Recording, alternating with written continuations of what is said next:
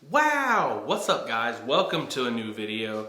I guess we can just call this episode 3 of the challenge.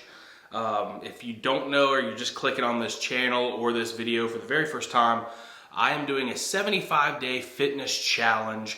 It's kind of like 75 hard, except for it's a very dumbed down, watered down, modified version of it. Instead of doing 2 45-minute workouts a day, I'm only doing one. I am drinking a gallon of water each day. I am sticking to a diet. I was supposed to be reading at least 10 pages a day, at minimum of 10 pages a day of an entrepreneurial or nonfiction book. That failed after day 6 or 7, I believe, and I have not picked it back up. And also I have failed on doing my verse of the day and my daily devotion as well. So there's little things that I added for myself that I did not do. And then another OG rule is take a progression photo every single day. I have not done that. The only downside to not doing that is it would be cool to see if I do lose any weight, the fluctuation in a time-lapse photo video, and just see what the differences are. But that's what I've been doing. I've been sticking to it pretty good. And I had some thoughts and I was kind of writing down some notes and stuff. The modified 75 hard, what have I actually been consistent with? Sticking to a diet of mostly whole foods, lean proteins. I'm very, like the emphasis is on high protein for sure, with lower carb and moderate fat. That's kind of what I'm doing as far as the diet goes. Have I been perfect? Absolutely not. But I will tell you exactly what I haven't done. I have been drinking a gallon a day, gallon of water every single day, non-negotiable. Just make sure that I get that fluid in me and keep it flowing. And the more water you drink, the thirstier you actually are. So it's kind of weird how that works. So your body just gets used to that amount of water and you just want to be drinking water. So it's a good thing, really. It's healthy. I have had no alcohol, no burgers and fries, no pizza, no sweets, no soda, no candy, no dessert stuff. It was really hard. I've had some temptations for sure, and some hunger pangs and cravings and whatnot. It's been not the easiest, but obviously not the hardest to stick to either.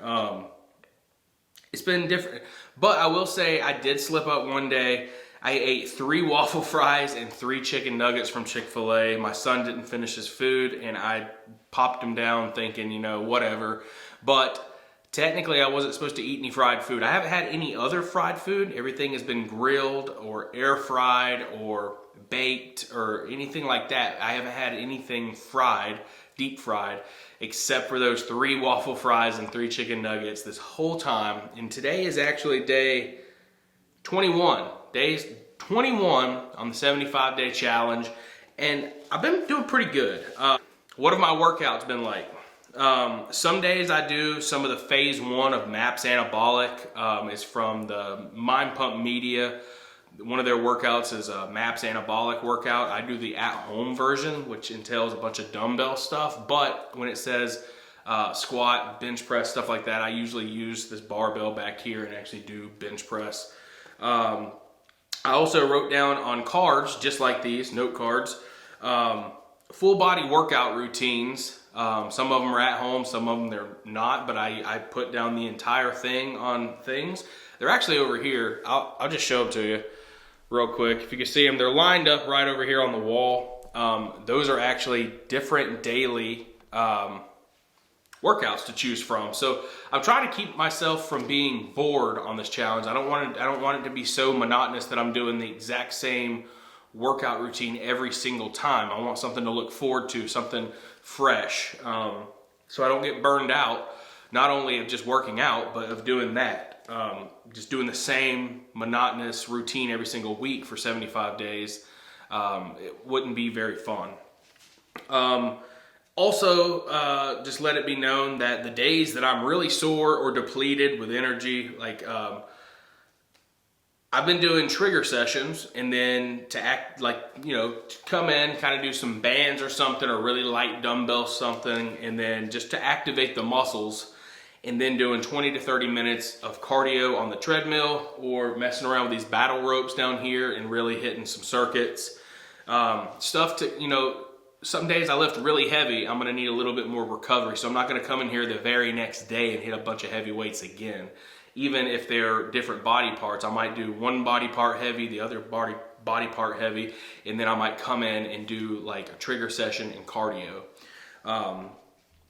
Also, one day I was very stiff and sore, and I ended up doing 45 minutes of just stretching and then some yoga poses as well, believe it or not. I've never done yoga before, but we looked up a video and I was trying to participate in some of that stuff. And you know, just one thing that I've gotten out of this for sure is the importance of mobility and stretching and making sure, you know, I used to be that person that hated warm-ups before a workout. I'd be like, nah, I don't need it, not for me. I'm gonna go in there cold and just like, I'm ready to go and get it done. It is so important to stretch, so important to stretch. Get your blood flowing, get that warm up in. I never saw the point of a warm up until I started doing this challenge, and it's like, now I live for the mobility side of it. It's awesome. I get stretched out first, I feel good, I get some blood flowing, pumping in my veins, and then I'm ready to hit the heavy weights or something like that. Let's see, what else do we have here? How do I feel so far? Day 21, how do I feel so far? And also the other question is, what have I discovered about my eating habits in these past 21 days? I feel great. I feel lighter on my feet, more natural energy, clear and focused, more flexible, more willing to squat down rather than bend over to pick things up. You know, I used to try to like hold on to something, brace something, and then bend over, reach, and pick something up. I'm more apt now to actually squat down and pick something up, or, you know, if I drop a pen at work or something, I'll squat down and grab it. And I'm more inclined to do that now than I was before. I felt less flexible, stiff, like just not balanced, not strong enough to be able to do that and get back up and be fine. Like my knees were gonna crack if I would try to do something like that. And going along with that, I'd say I definitely have more core strength right now as well. That's definitely improved. And I notice it, I feel it. And I've also been able to realize some of my emotional eating triggers. Some of those triggers are if I've had a bad day at work, if I've had a really long day, if I'm tired. If I come home and I sit down and I don't do a workout, which hasn't happened in 21 days, I would talk myself out of doing the workout, and then I'd be like, man, really forgot to set some chicken out to thaw. I was gonna have chicken and broccoli tonight, but now it's like, I could thaw it out in the air fryer, or I could cook it frozen in the Instant Pot, or I could, you know, there's other things I could do to thaw it out and cook dinner. It might take a little longer and a little bit more effort. Forget about it. I'm gonna order pizza. I'm gonna DoorDash some fast food. It'll get here, I'll feel good for 5 minutes. 10 minutes later, I'll feel like crap. 15 minutes later, the guilt and the shame sets in because I skipped my workout and ate like crap. It's not a good decision. So now I've started to, you know, be conscious of those decisions that I would make. And now it's more like, man, I forgot to set something out. Well, first of all, I've been very vigilant to not get behind on meal prep and thawing stuff out. But if I do, I have some hacks. I got berries in the fridge with Greek yogurt. I got cottage cheese. I also have, I do still have DoorDash, but only because I've DoorDashed one time in the last 21 days. I didn't have anything to eat. I DoorDashed a Chipotle burrito bowl. It was well within my calories for the day. I hadn't eaten at all. I'd fasted pretty much all day, and then for dinner, also got like 17,000 steps in that day. So I felt like, you know, it wasn't like whoa, I stepped a lot, I deserve this. It was just, what's clean? What can I eat that's actually pretty clean that I can get in, and the macros are gonna fit what I need them to. So I was able to DoorDash a Chipotle bowl. I'm able to kind of recognize those triggers a little bit better now. And yeah, just emotional eating. You know, I remember, and then the other day I smoked some meat on the smoker. It was really hard. I had some cravings to go and get an ice cold beer and have a couple ice cold beer while I was smoking. It's just tradition. When I'm out there barbecuing or cooking out, you know, sometimes you like to reach for an ice cold beer, but I have had no alcohol, no soda, none of that stuff in 21 days, and I feel better for it. And that's the one thing you got to remind yourself of. How's your body feel after you consume these things? Remove them for a while. And then if you actually go back and have that stuff, you can ask yourself that same question again and actually put it into perspective. How do I feel after eating cheesy fries and chicken tenders? It's good at first. It tastes awesome going down, but how do I feel 20, 30, 40 minutes later? Do I feel slow, sluggish, just not good in the gut, like a brick has settled? If that's the answer, then you know, you might have to reevaluate some stuff and be like, you know what? I can't eat like this 90% of the time and 10% of the time try to chase my tail. It needs to be more of an 80-20 or a 90-10 or something like that. Learning mostly to, you know, obviously I've been able to not justify making bad decisions because I was one of the kings of justification when it came to, it's fine, I'll order this pizza now, but I'll skip lunch tomorrow and do 45 minutes of cardio. Like, that'll make everything up. That doesn't work like that. It just doesn't. You can't outrun a bad diet, and that's just the truth. You need to cut your calories and move more and resistance train along with a little bit of cardio. Put it all together in a beautiful package. That's when you actually are going to start seeing some results, and you're going to feel it too. I've been feeling amazing. I've been feeling proud of myself for the first time in a long time. Learning to love my body again instead of, and work with it instead of against it. Just like that. All that other stuff goes hand in hand with that. You learn to, okay, what's going to benefit my body? How's it going to make me feel? How am I going to feel tomorrow when I wake up? Am I going to be slow and sluggish after eating all those wings with the fries and the ranch and the extra ranch? And the extra ranch, and maybe another order of fries?